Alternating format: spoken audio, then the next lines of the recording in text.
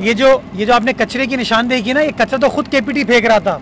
ये clean Karachi initiative जो था, उसके तहत अली जैदी साहब ने नालों से कचरा निकाल के ये पीछे जगह थी जहाँ पर डालते थे, यहाँ पर डालते थे।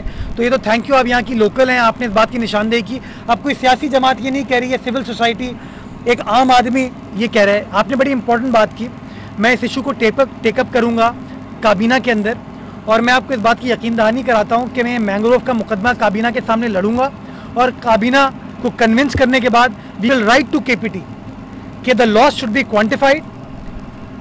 ये जो लॉस उन्होंने मैंग्रोव्स को तबाह करके इस एरिया में लोगों को, हमारे एनवायरनमेंट को पहुंचाया है, ये इर्रिपेयरेबल हार्म है। इसका खमियाजा इनको भुगतना चाहिए, और जितने इन्होंने मैंग्रोव्स ख़राब किए उससे 10 गुना ज़्यादा इनको मैंग्रोव्स और प्लांट करने चाहिए। मैं सिंध हुकूमत के तौर पर, उनके तर्जुमान के तौर पर आपके साथ खड़ा हूँगा और इंशाल्लाह इस इशू को टेकअप करूँगा। जी, लास्ट क्वेश्चन।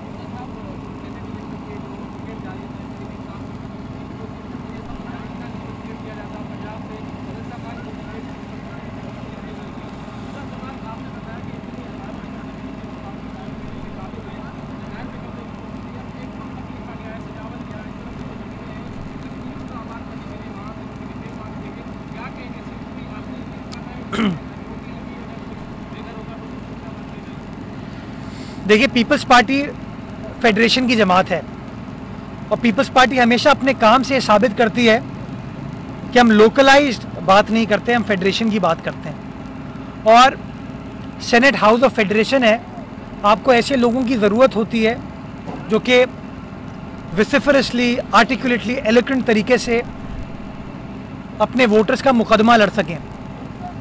तो पीपल्स पार्टी ने जिन लोगों का इंतखाब किया है, ये वो लोग हैं जो कि कन्विंसिंग एतबार से सिंध का मुकदमा पार्लियामान में लड़ सकते हैं। और माजी में आपने देख लिया कि जो लोग पाकिस्तान पीपल्स पार्टी की जिन्होंने नुमाइंदगी की है सेनेट ऑफ पाकिस्तान में, उन्होंने बड़ा अच्छे तरीके से सिंध के हुकूक की बात की।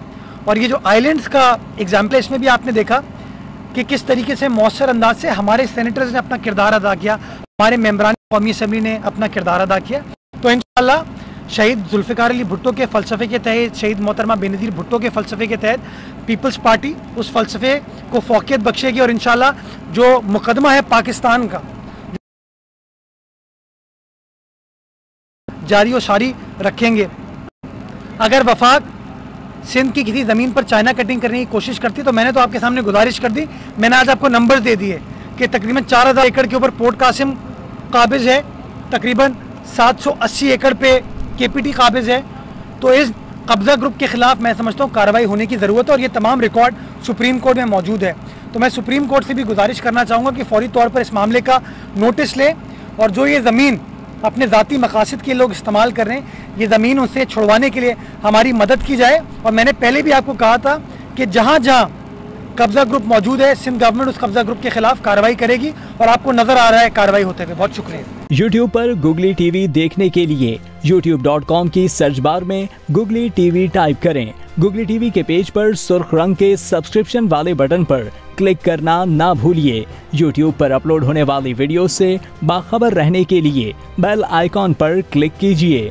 आपको हर नई आने वाली वीडियो के बारे में नोटिफिकेशन मौसूल हो जाएगा।